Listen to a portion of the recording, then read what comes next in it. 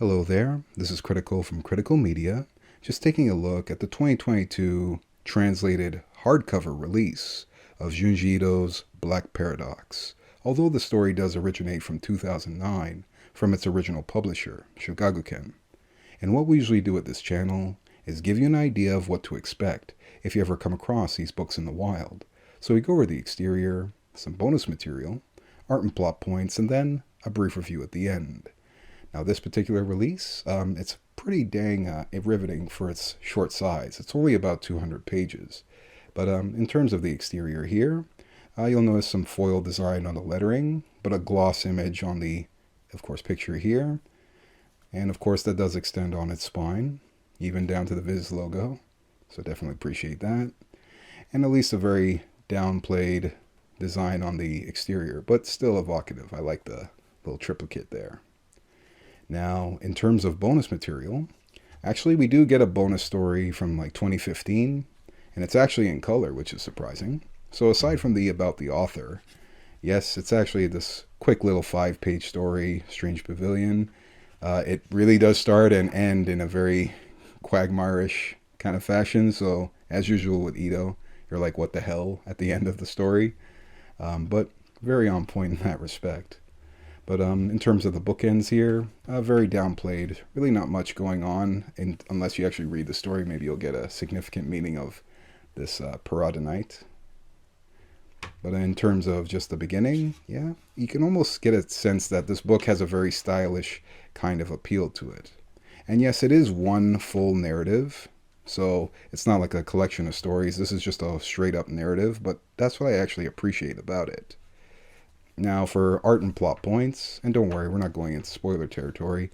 As a matter of fact, because of the short nature of this book, I'm going to be very hush-hush on the overall story points. But as the first chapter implies, it's about this group that met online, the Black Paradox site, and each member has their own reason, apparently, for wanting to commit suicide. So it's this almost anonymous way of getting together to do this, because apparently this is a thing. Forgive me if I sound a little bit terse. It's just that, I don't know, the realm of suicide, it's kind of a hard subject to kind of grasp.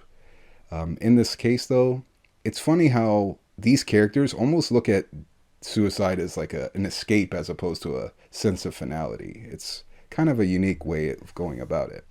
But yeah, you're introduced to the 4 characters right away. So yes, Maruso kind of acts as the protagonist. Taburo, Barashi, and Pitan, or Paitan. And yeah, they just go off and they meet. They're going to, of course, do what they're going to do. But something happens that essentially changes their mind. Let's just put it that way. And I love the way, as usual, I've mentioned this before about Ito. I just love his design with hair, but look how intricate the design here on the birthmark is. Very unique. Yes, this is supposed to be a birthmark. But then the story kind of takes this turn in this almost Twin Peaks, magical realism aspect. Like a lot of strange activities happen, and then more direct things tend to happen. But yeah, overall, it's just this concept where they run into some sort of unique material, Paradonite. I'll just call it that for now. But yeah, as you go through the story, you're just kind of introduced to this idea that they've run into this resource that's unextinguishable, like it's just never ending. But there is this paranormal aspect to it. And as usual with Ito, he tries to limit the amount of characters you need to know. So there really is probably just 5 characters. The 4 that I just introduced, and the Dr. Suga, who's kind of the one experimenting with the idea of what they're dealing with. But yeah, it's a very unique way of looking at this story where, yeah, they're just dealing with this mineral that has, as I said, this very unique aspect to it. I love this particular image, though. It really lifts. We've seen Ito do this before with a lot of the line design with, gases from like Gyo and all that, or even Uzumaki.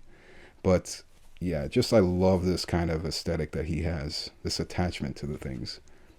But yeah, as you're kind of discovering throughout the story, it is kind of left with this constant quagmire of guessing what is the overall outcome of this mineral or whatever.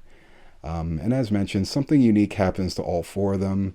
This attachment to this mineral and whatnot, and their access to it. It even reaches the point where it reaches like a national situation. But yeah, man, you just get some really excellent work here from Ito.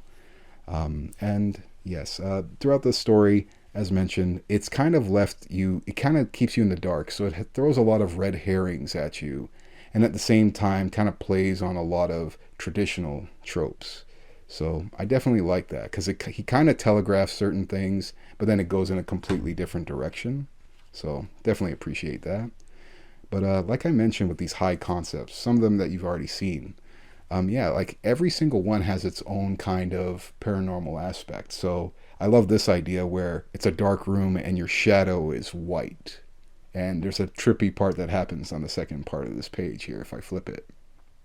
But yeah, because of the nature of the story, and as I said, it's very brief, I'm very hush hush about the plot points. But I'll tell you this, I love the ending of this book. I love the overall nature of this book. Don't worry, it's not like too depressing on the suicide aspect. It's more about the high concept of what they encounter. That's very interesting. Let's just put it that way. But yeah, very on point overall. This one, if I had to give it a score, it's probably a 9 out of 10. I would only give it like a docking point only because of its brevity, its short nature. But all in all, another banger here from Ito. Yeah, I do seem to be a fan. And if, by the way, folks, now that you've reached this point of the video, if you're wondering why I didn't do anything for the Dissolving Classroom, I've said this before. Sure, you can sample a story, read it, and if you feel it's something you're going to go back to, maybe consider a purchase. With Dissolving Classroom, I wasn't really a big fan of the story. It was good, just not great. So that's why I kind of held off and waited for this puppy here. But hey, it's not so much about my opinion at this point. Maybe you folks have your own. Maybe you're going to run into this book. But either way, I wouldn't mind hearing your comments down below, just as always. Y'all folks take care and enjoy the rest of your day.